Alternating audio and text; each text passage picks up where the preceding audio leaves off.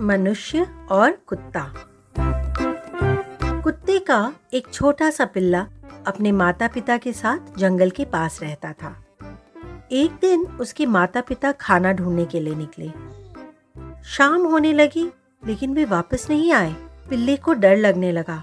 बाद में पता चला कि किसी गाड़ी से टकराकर दोनों की मृत्यु हो गई थी। पिल्ले को बहुत रोना आया।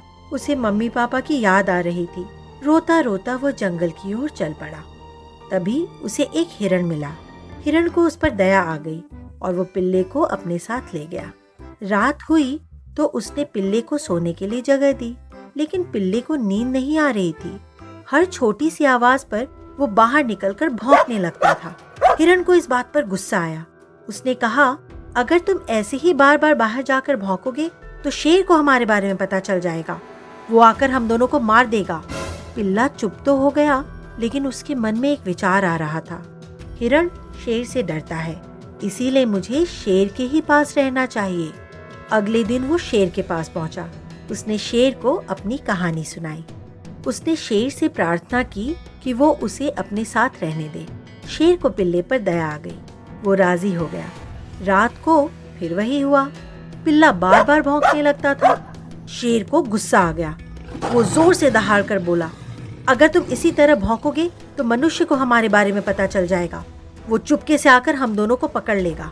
पिल्ले को आश्चर्य हुआ कि शेर भी किसी से डरता है, लेकिन उसने तय किया कि वो अगले ही दिन मनुष्य के पास जाएगा। सुबह होते ही वो शहर की ओर चल पड़ा। उसे जो पहला मनुष्य मिला वो उससे बोला, मैं अकेला हूँ, क्या आप मुझे अपने साथ रहने देंगे? मनुष्य ने जब उसके माता पिता के बारे में सुना तो उसे पिल्ले पर दया आ गई। वो पिल्ले को अपने घर ले गया। रात हुई और पिल्ला अपने आदत के अनुसार बाहर जाकर भौंकने लगा, लेकिन मनुष्य नाराज नहीं हुआ, बल्कि वो खुश हुआ। अब वह निश्चिंत था कि यदि कोई चोर उसके घर में आएगा तो कुत्ते से डरकर भाग जाएगा। साथ ही कुछ गड़बड़ होगी तो कुत्ता भौंकेगा और उसकी नींद भी खुल जाएगी। इस तरह मनुष्य और कुत्ता दोस्त बन गए। ये दोस्ती आज भी वैसी ही चल रही है।